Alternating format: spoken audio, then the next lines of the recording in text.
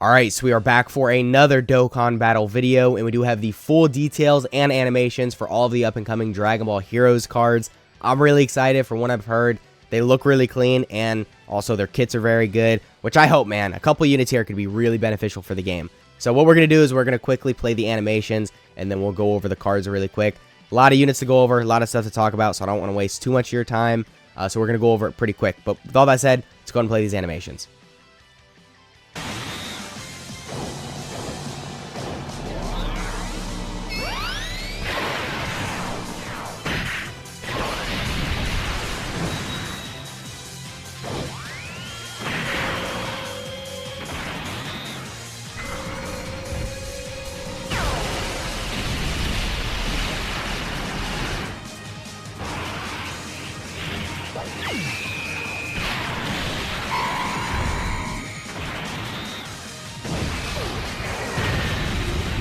Yeah, that Broly one looks fire.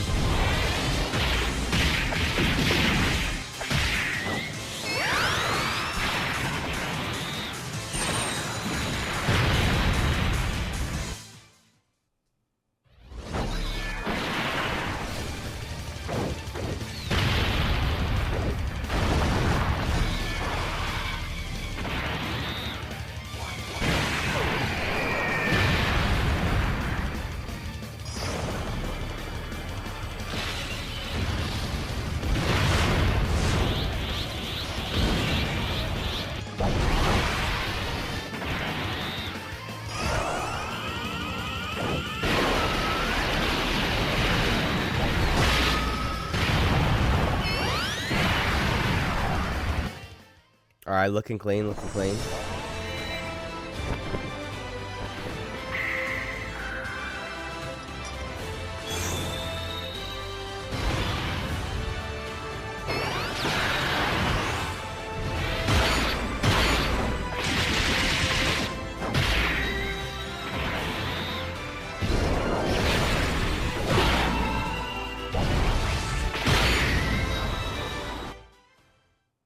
Alright, yeah, the Vegito one is pretty fire. I can't even lie.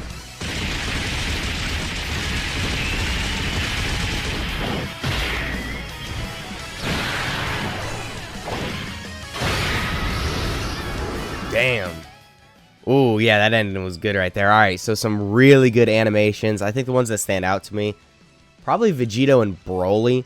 Evil Vegeta's looks pretty good too. And then obviously Super Saiyan 3 Goku Blacks. I mean, they all look good. None of them are bad, really. But the ones that stand out, probably Vegito and then Super Saiyan 3 Goku Black. I think those are the only 200% leads too. So those two are probably the most important units on this banner. So, yeah, I guess keep that in mind. But on that note, we've got the AGL Super Saiyan 4 Limit Breaker Vegito. Yeah, I mean, let's see, man. I'm hoping he's not a fumble because this Vegito, he could be very good for the game. So, starting off with his leader skill, it is Dragon Ball Heroes or Giant Ape Power or Fuse Fighters. Okay. 3 key, 170% to stats, and then the extra 30% goes to crossover. So he's one of the best leads for Dragon Ball Heroes, which is good. Pretty much every Dragon Ball Hero unit is going to be on the 200% leader skill. And then also Fuse Fighter and Giant Ape Power. Okay. Fuse Fighters definitely could have used a better lead, so I think that's pretty good right there. But no one on that category is ever really going to be getting, you know, the 200% buff, because the extra 30% only goes to crossover. So then his super attack effect, you can see he raises attack for 1 turn. Unfortunately, no defense, but maybe there's a little something at the end that'll make it look a little bit better. So we'll see a super attack effect in a second. But his passive is that he activates the entrance animation upon the character's entry once only. He gets a chance of critting plus 30%, and then reduces damage received by 30% for 6 turns from character's entry turn. So the first turn you get him. Okay, we like 30% damage reduction. That looks nice. And then he gets 3 key, 200% to stats, and then an additional 150% to stats on super. And then an additional 100% attack and defense, and a great chance of launching an additional super attack when there's another grade 8 power or crossover category ally attacking in the same turn. Okay, or grade 8 power or crossover category enemy. That's not necessarily amazing, but alright, let's read the rest. So then he gets a chance of critting plus 40%, and then another 30% damage reduction. When all allies attacking in the same turn or Giant Ape Power crossover. Okay, so wait a minute. 2 things here. I know first off you see, all right, he's restricted to, crossover and all that, and grade 8 power, which, yeah, being restricted to crossover, not really the best thing, but at least he's restricted to crossover and grade 8 power, because grade 8 power is probably the only other team I'm really going to run him on. He's going to work really well with the LR Super Saiyan 4 Goku. We just got him on Global. He's going to work well with, I don't know, the Easy A Super Saiyan 4 Vegito. He's going to work well with the Limit Breaker Super Saiyan 4 Broly. So there's a lot of grade 8 power units that he's also going to work very well with. So that him being restricted to crossover and grade 8 power is still good. And I think grade 8 power is probably going to be his best setup anyway. But still, I mean, I mentioned it a second ago, he's a fusion unit. So he's on a lot of really weak teams. I mean, Patara, Time Travelers, Battle of Wits, Defenders of Justice. He's not really helping those categories out anymore because, unfortunately, he does have these restrictions. But I'll give him the benefit of the doubt. I said that completely wrong, but I just woke up, whatever.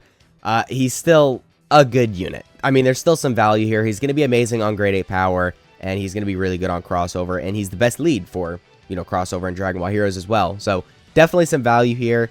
Does he have Sand Roar? Ooh, yeah, he does have Sand Roar. All right. Yeah, I think this guy's really good. He definitely could have been a little bit better in terms of the restrictions, but 60% damage reduction, and then what was that, a 70% chance to crit? I mean, that seems nice to me, right? It seems like that's going to get you pretty far, but we're going to have to see what his stats is looking like in-game.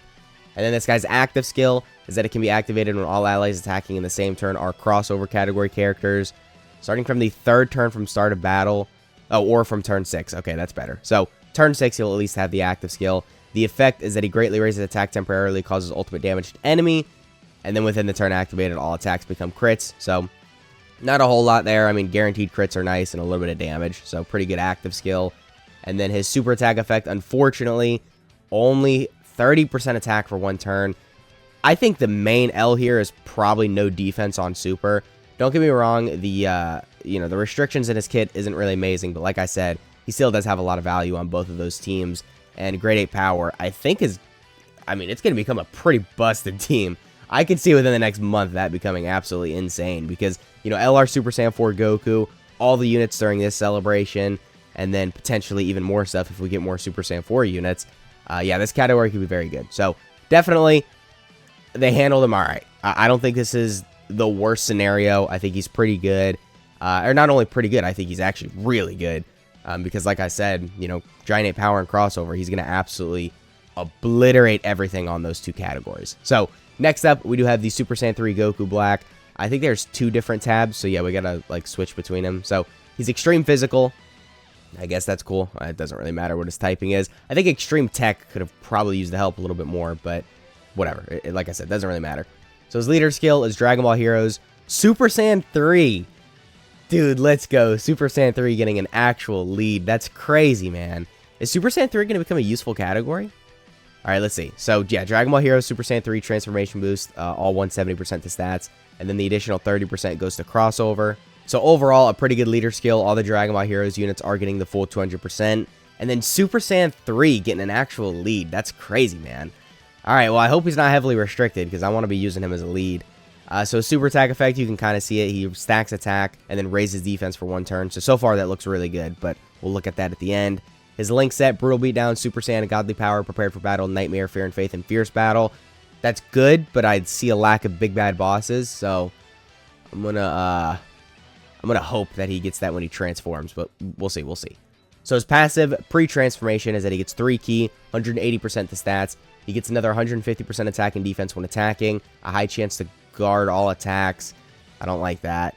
He gets 100% defense and then guaranteed guard when there's another 3 or more crossover category allies on the team. Ooh, I don't like where this is going. And then he launches an additional attack that has a great chance of becoming a super when there's an enemy whose name includes Goku. Dude, this guy is restricted as hell. Oh my god. I mean, he's going to be pretty good on a crossover team, and he leads the category, I guess, or he leads Dragon Ball Heroes, which is mostly crossover, but I don't know, man. All right, what is he looking like transformed? Or, well, let's finish the super attack effect. So, yeah, stacks attack and then raises defense for 1 turn, so that's about it. And then is that it? Oh, no. Okay, so he transforms starting from turn 5. Yeah, that's really good. At least there's no restrictions beyond the transformation. So maybe he might be heavily restricted pre-transform, but then you get the transformation off, and let's hope he's just really good in general now, because if he's still restricted, Man, I don't know. That's going to be rough. So his super attack effect, you can see 30% attack and defense for 1 turn. And then his passive is that he gets 40% HP once only. That's good. We definitely like to see that. And then from the next turn onward, recovers 50% HP start of turn. Still very good. He gets 4 key, 200% to stats, an additional 150% to stats when attacking. He gets attack and defense up to 150%. The more HP remaining, the greater their stat boost. He guards all attacks for free. He's good.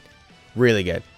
Yeah, definitely an amazing unit. I think I was a little worried because I saw he was really restricted pre-transformed, but he gets the transformation guaranteed starting from turn 5. So as long as you can kind of baby him, even if you have him on one of these random teams, which is going to suck, because if you're running Inhuman Deeds, the last thing you're going to need is a unit like this to baby for the first couple turns. But if you do manage to get away with it, then this guy's going to be recovering 40% HP. He's going to be recovering 15% HP after that. He's getting that guaranteed guard. He's getting a ass load of stats as well. You're almost doubling your stats on super. Well, between the attack and defense from your super attack effect and then the attack and defense you get from attacking, you basically are. And you're going to go even more than that too, because you get more attack and defense the higher your HP is. So yeah, so far, this guy's looking really good. That guaranteed guard solidifies it. He's going to be amazing. And then next, he does launch an additional that has a high chance of becoming a super. There's an enemy whose name includes Super Saiyan God Super Saiyan. And then he gets another additional attack that is a great chance of becoming a super just for free. Okay, so having built-in additionals is good. You can potentially get the triple super. This guy is physical as well, so he's got the base 5 additional. So then if you're triple supering right here, you're getting, you know, the 30% attack and defense 3 times. You get the 150% of stats when attacking from your passive. And then also you have guaranteed guard. I don't know, man. I think this guy's going to cook. I think this guy's going to be really good. Pre-transformed, I'm a little worried about him, but not that big of a deal. I still think this guy's going to be really good. And like I said, as long as you baby him for the first couple turns, I think this guy's going to be really good for a lot of really weak teams. Dude, Corroded Body and Mind, Inhuman Deeds, Full Power, right? Realm of Gods. All these categories really need the help. Super Saiyan 3. God, I'd pull it up if I could. Super Saiyan 3 is so bad. I'm happy we're getting an actual lead for this category. So, definitely really exciting with him. And so far, they're on a good streak, dude. I mean, this guy's definitely good. And I would say this guy's really good as well. They're not as loose as I'd like them to be. They do kind of, you know, want to be put on a heroes and crossover team. But like this Vegito, you could get away with running him on grade 8 power and he'd still have all those restrictions. And this guy's only restricted for the first couple turns. So, definitely very good. Next up, we've got the evil Vegeta. Sorry, I got to rush through this now. We're already like, you know, well into the video. So, super attack effect, 30% defense. Definitely nice. Then his passive is that he gets 3 key, 180% to stats. Medium chance of performing a critical hit. Gets an additional 50% attack and defense, and then chance of performing a critical hit plus 10% per Dragon Ball Heroes category ally in the same turn. Alright, maybe they could bring it back. Hold up. And then he gets an additional 40% attack and defense with every super performed, up to 120%. Okay, that's good. And then another 120% attack and chance of critting plus 50%. Damn, when facing only one enemy, and then launches another additional high chance to evade when they're... Okay, yeah, no. No. I mean, look, don't get me wrong. I wanted this guy to be good, but I definitely don't think they did that. I mean, look, this guy seems very mid, and he's probably that one unit that's just not that exciting. I mean, it's a blue Vegeta, so if they made him really good, it would have been nice. And why is he super tech? I hate that. They should have just made him extreme. I feel like that would have made so much more sense and would have been better for the game. I said it a second ago with this guy. He needed to be tech because tech is probably the worst typing in the game right now in terms of the extreme class side. So this guy could have been reasonably good if he was extreme tech. But unfortunately, they just didn't even want to put him on there. I mean, he's not that amazing, though. The high chance to dodge with 2 or more enemies is not good whatsoever. I mean, not only is that heavily restricted, but only a high chance to dodge, I think, is a little low. So not a big fan of this guy whatsoever. His super attack effect is that he raises defense for 1 turn, disables enemy's guard, and then causes supreme damage. So even type of disadvantage, technically, you're still going to be doing some damage because of this right here. But yeah, man, I don't know. I think Vegeta is looking very mid, which sucks because this is the only Super Saiyan Blue unit we have here too. So I'm sure a lot of people were hyped because of that, but is what it is. Next up, we got Limit Breaker Super Saiyan 4 Broly. Actually, really excited for this guy. I hope they make him pretty good because, you know, Super Saiyan 4 Broly, obviously, very exciting unit. And I want to just throw him on the grade 8 power team with, like, the Vegitos and the Super Saiyan 4 Goku. So hopefully this guy can cook. Anyway, his super attack effect is that he raises defense for 4 turns, and then that's all we can see. That's definitely very good. Carrying over defense in the next couple turns is really useful. Look at the LR Super Saiyan 4 Goku. He has that exact same super attack effect. He raises defense by 30% for 4 turns. So definitely from experience, it's going to be good. And then his passive is that he gets 3 ki, 200% to stats, and then an additional 100% to stats when attacking. Launches an additional attack that has a high chance of becoming a super. Launches an additional super attack when facing 2 or more enemies. And then launches another additional attack that is a... Dude, this guy sucks. What the Dokkan? I mean, this guy's not horrible, but like, no guard, no damage reduction, no dodge. I mean, I guess the 200% to stats start of turn is nice, and then another 100%. This guy's going to be alright in slot too, but really, I mean, I got to keep in mind, he's getting a lot of power through his links. Obviously, Sand Roar, Brutal Beatdown, Super Saiyan, Fierce Battle, Sand Warrior Race, Prepared for Battle, but I don't know, man. Like, they couldn't have, like, you know, slapped on maybe Guaranteed Guard when there's another Grade 8 Power category ally on the turn, or Fuse Fighter category enemy, something like that, because I don't know. I'm not really liking his design. Dude, that sucks. I was really hoping he was going to be good. Alright, well, in slot 2, he can be pretty useful, but super attacks, this guy's not going to be able to tank. I'd only throw him in the way of normals, because I think supers are still going to obliterate this guy. And then his super attack effect is exactly what we saw, just 30% defense for 4 turns. Alright. Yeah, is what it is. Now we move on to the Awakening. I did a video about these guys not too long ago. I think it was earlier today. I mean, they got really good potential for their Awakening, so hopefully, you know, these could come through. So, super attack effect, 50% attack and defense for 1 turn, and then that's all we can see. Definitely looks good so far. And then his passive is that it gets 200% to stats, an additional 80% if HP is 50% or more when performing a super. He gets an additional attack that has a great chance of becoming a super, reduces damage received by 20% just for free. Okay, they didn't bump that up at all. Oh, but they bumped up the restricted damage reduction. Oh, damn you, Dokkan. You're so sly for that one. All right, that's a dick move. All right, so then they get 1 ki, or he gets 1 ki up to 5, and then an additional 40% attack up to 200%, an additional 8% damage reduction up to 40% per crossover category ally on the team, and then the character's super attack will be sealed if HP is 20% or less start of turn. Alright, so what I'm referring to is originally, because like I said, I did a video on this yesterday speculating what their Awakening could look like. I was saying they could make this like 30% and then make this 30% as well. So then in total, it's a combination of an extra 20% damage reduction, which would get you pretty far. But mainly, I wanted this damage reduction right here to go up because this is completely unrestricted. You know, if you run him on a crossover team, of course, you know, he's going to look amazing because he's going to be really tanky because you got this extra damage reduction. But even running him off that, you know, maybe just give him a ton of stats, bump up his damage reduction a little that you get just for free.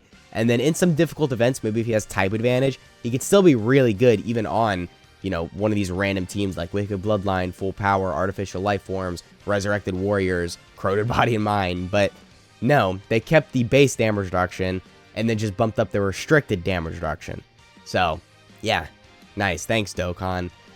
This guy's alright. The 50% attack and defense on super is nice, so if you get an additional super, which I think he has some built in, I guess you could do a couple supers, and then with his damage reduction, he can look pretty good, but I don't know, man. Not a huge fan of him. He's decent, though. And then here we got Dark Janemba, so I can't really read his super attack effect. He raises attack and defense for multiple turns, but I don't know if they buff this or not.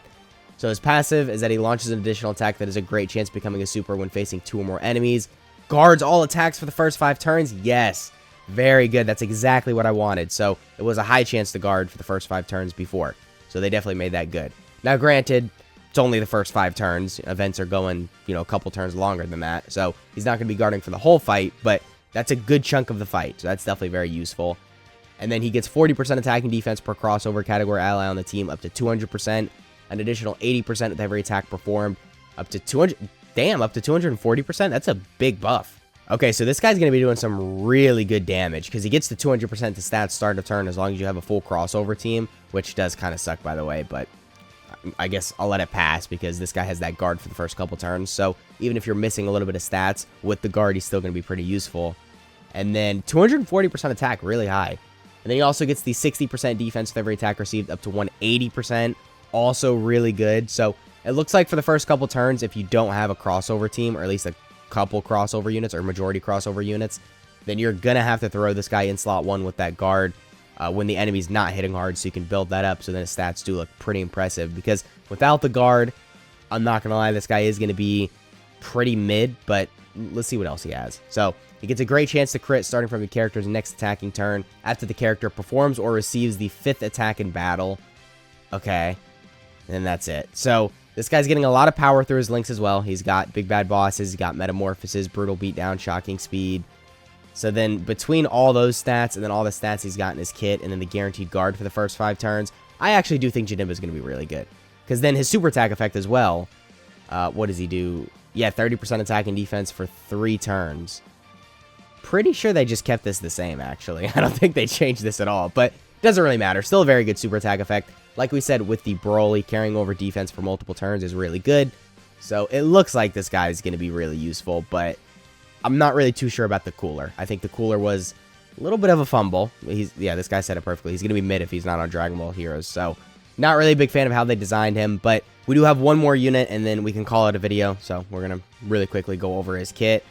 This is the Dark King Fu. I don't really think anybody cares about him, if I'm being completely honest. Sorry if Fu's, your favorite character in this batch, but, just not as exciting as the other characters. But his link set looks really good. Wow, Cold Judgment, Big Bad Bosses, and Brainiacs. Just from that alone, that's a lot of defense. So make sure you get this guy link leveled. And then his passive is that he gets 150% to stats, gets an additional 150% attack and defense on super, extreme class allies, 30% attack and defense just for free, randomly changes key spheres of a certain type, STR excluded, to STR when there are 3 or more crossover category allies on the team. And then he gets an additional 100% attack if a STR key sphere is obtained, okay. And then a chance of evading enemies' attack plus 10% up to 50%, and then extreme class allies, 1 key up to 5, and then 4% attack and defense up to 20% per STR or rainbow key sphere obtained. Okay, so no damage reduction, no guard, but that doesn't really matter, honestly. He's going to be a godly support. Okay, so especially for a lot of these teams, a godly support is really good. Well, I say a lot of these teams, really just Battle of Wits, Realm of Gods, and then I guess Time Travelers. But Time Travelers, I don't know, are you really running this Fu? You're probably just running like Zamasu's and Goku Blacks. And he's not really going to link that well with him. They're going to share Big Bad Bosses, Godly Power, and then, yeah, I guess Fierce Battle and Fear and Faith. So, okay. Yeah, this is going to be a pretty good unit. I think in terms of what Extreme Class needed, this guy was nice. I wish he was better defensively. He looks like he's not going to be that great, but still, the support is really good. And then, yeah, 30% defense for 1 turn. So, this guy's pretty good. Overall, very well-rounded unit. Definitely not as bad as the Dark Blue Vegeta and then the Golden Metal Cooler. I think those 2 units were the biggest fumbles of this batch, but even them, still going to have their use. So I guess that pretty much has been the video. Let me know which unit you're looking forward to the most, and let me know which unit disappointed you the most or caught you off guard the most in terms of how good they were. Me personally, I got to go with Super Saiyan 3 Goku Black. I think he was probably the best unit in this batch, just because when you get that transformation off, he's going to be crazy. But definitely everyone was good. Super Saiyan 4 Limit Breaker Broly, I think I kind of got on him a little bit in this video, but he's still going to be very useful as well. He's carrying over a lot of stats for multiple turns and is going to be a decently good unit. So once again, that has been the video. Let me know how many stones you got for the Dragon Ball Heroes banner, and I'll catch y'all in the next one.